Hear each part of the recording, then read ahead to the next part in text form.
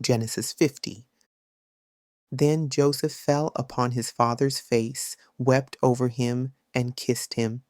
And Joseph directed the physicians in his service to embalm his father Israel.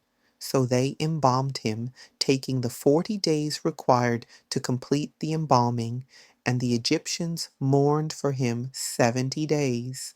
When the days of mourning had passed, Joseph said to Pharaoh's court, "If I have found favor in your eyes, please tell Pharaoh that my father made me swear an oath when he said, 'I am about to die.'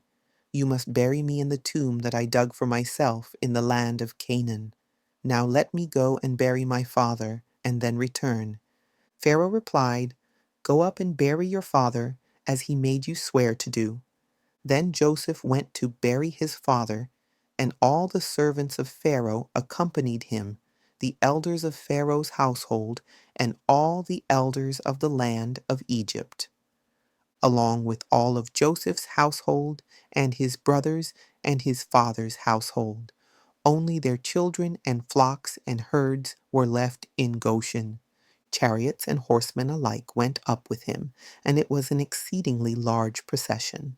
When they reached the threshing floor of Atad, which is across the Jordan, they lamented and wailed loudly, and Joseph mourned for his father 7 days. When the Canaanites of the land saw the mourning at the threshing floor of Atad, they said, "This is a solemn ceremony of mourning by the Egyptians."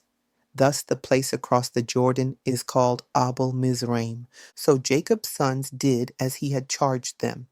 They carried him to the land of Canaan and buried him in the cave at Machpelah in the field near Mamre, which Abraham had purchased from Ephron the Hittite as a burial site.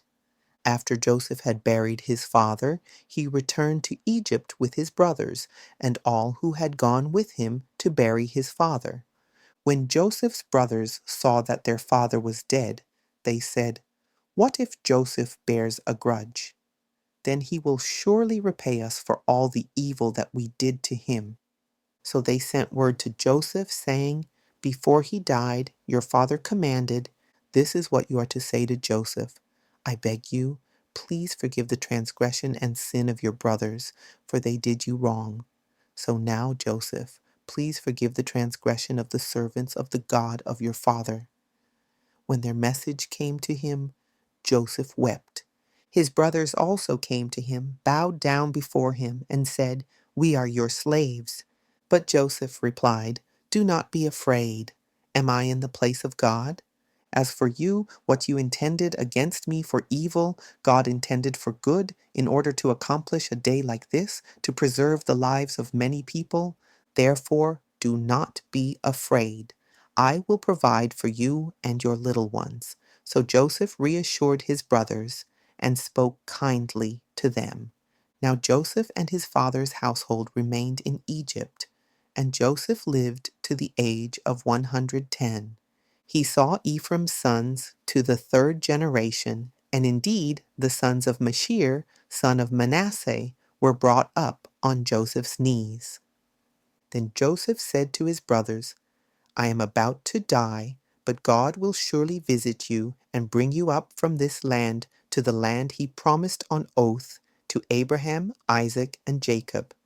And Joseph made the sons of Israel take an oath and said, "God will surely attend to you, and then you must carry my bones up from this place." So Joseph died at the age of 110, and they embalmed his body and placed it in a coffin in Egypt.